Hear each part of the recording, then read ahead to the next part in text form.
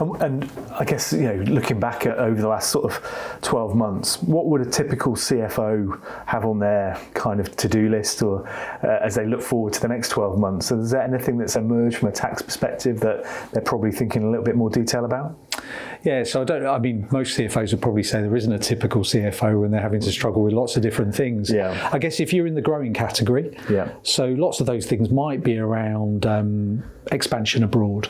So that's a big topic that we're seeing at the moment, particularly in those tech and high growth type businesses. The world's becoming smaller, international markets, opportunities. So we're seeing clients who are sort of expanding their horizons. And of course, with that brings more complexity that you need to navigate, because you're not just looking at necessarily the UK tax system. You're now having to think about an overseas jurisdiction, not only the overseas jurisdiction, how those two tax authorities work together. So there's a whole piece there that CFOs have to navigate, and that's quite a complex area. And then also, if you are expanding, normally it means having some element of physical presence on the ground there as well. Yeah. That normally means moving people.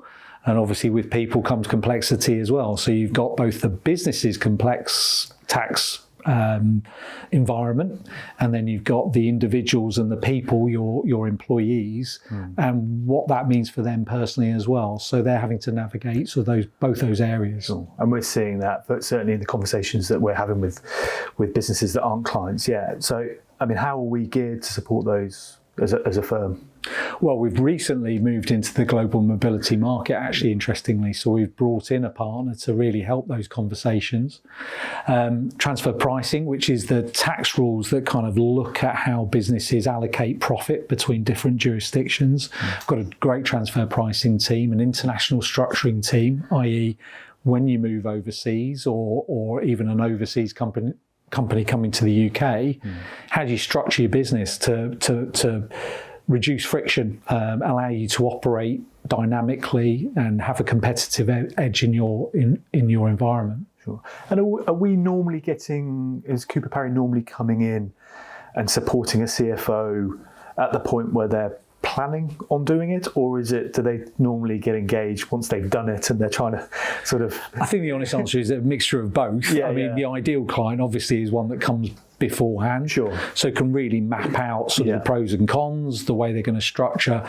But businesses move quickly, move dynamically, and some of the times we're going in there after the event and trying to make sure that that we can change or adapt and fit the requirements of the client, and or change direction. Sure. Sometimes you just have to, moving quickly is the most important thing. Yeah, absolutely.